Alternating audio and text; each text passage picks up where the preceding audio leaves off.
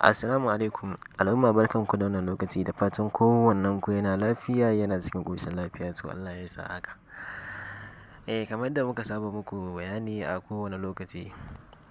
A wannan karin ma mun kawo muku da mayyan fina-finai wanda Sultan zai saki a ranar yau Lahadi ɗin nan insha Allah. Sannan ɗan uwa idan yau ne farkon ziyartar ka wannan YouTube channel namu ka daure ka danna mana da subscribing sannan ka haɗa mana da alamar ƙararrawa ta yadda idan mun ɗora da mayyan fina-finai za ku dinga samun su a kowane lokaci. Wannan fina-finai da kuke gani suna wucewa ɗaya bayan ɗaya fina-finai ne wanda za su fita a ranar yau Lahadi ɗin nan.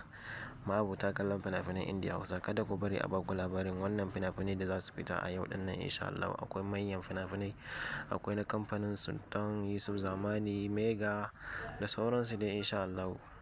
Don haka kada ku bari a baku labari. Sannan muna ɗauke da group tamu ta VIP kamar yadda muka saba faɗa muku, wanda za ka iya samun wannan fina-finai da kuke ganin fastocinsu suna wucewa ɗaya bayan ɗaya. Amma tsari ne wanda za ka yi rajista, za ka yi defo, za ka biya kuɗi a saka ka a ciki. A kowace ƙasa kake muna saka ka a cikin wannan tsarin namu na VIP insha Allah. Ba wai iya ɗan ɗaya za ka samu ba, za ka samu duk wasu fina-finai na baya da suka daɗe da wucewa sama da shekara 2 ko 3 ma za ka iya samu insha Allah a group tamu ta VIP. Don haka kada ku bari a baku labari. Ga masu cewa suna ta neman fina-finai a bisa YouTube da sauransu, bisa YouTube ba za ku samu fina-finai ba sai dai a group ta VIP. A nan ne za ka samu duk wasu sabbin fina-finai wanda suke wucewa a kowane sati insha Allah. Idan ka shiga a group za ka yi downloading ɗin duk fim ɗin da kake da buƙatan kallo a cikin group ɗin mu ta VIP kenan. Za ka samu duk wasu fina-finai na baya da wanda ka kallasa da ma wanda baka samu kallon su ba insha Allah za ka iya samun su a group wannan tamu ta VIP. Ma'abota kallon fina-finan Indiya Hausa kada ku bari a baku labari. A kowane lokaci muna ajiye muku da lamba wanda muka saba ajiye a kowane lokaci. A yau ma za mu ajiye muku da lamba guda 2 kenan, wanda za ku iya tuntuɓar mu a sauran ƙasashe wanda suke kusa, wanda suke ganin suna da sauƙi tsakanin su wajen tura kuɗi.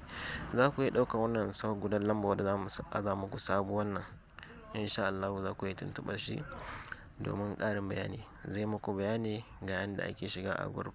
Sannan group tamu ba bisa WhatsApp bane ba, bisa Telegram ne, akan Telegram ne.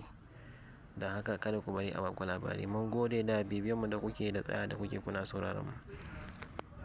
Kada a manta a daure a danna mana da subscribing sannan a haɗa mana da alamar ƙararrawa ta yadda idan mun ɗora da sabbin bidiyo za ku dinga samun su a kowane lokaci.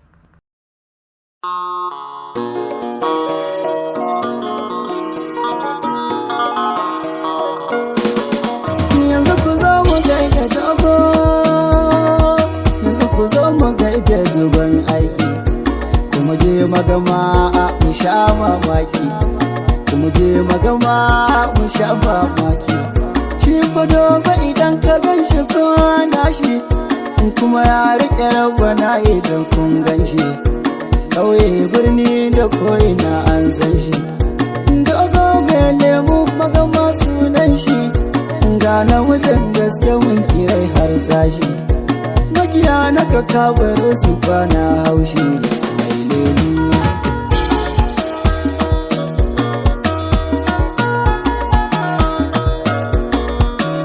Allahu ya riga ya yarje arzikin nan ba wanda zai iya ya kwace.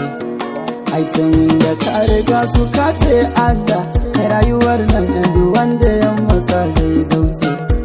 Dogo bai nemi kuce mai Allah kai kaɗai ne a magama abun bai wace. Angon salamatu ka dace, angon na'un wasu bai ba sannan ka lemu.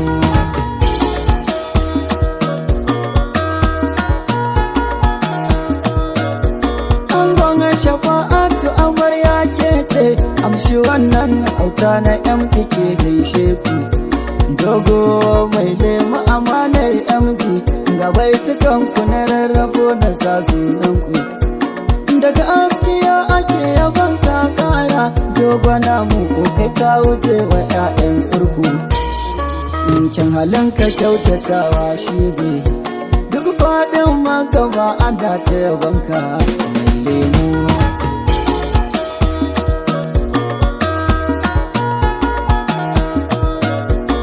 Abin gana ka ya kasance sa'a mai lemu na kira ka har na kara.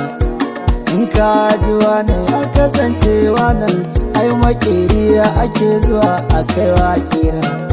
Irimi a dangare dogo kai ne yan magama suna faɗi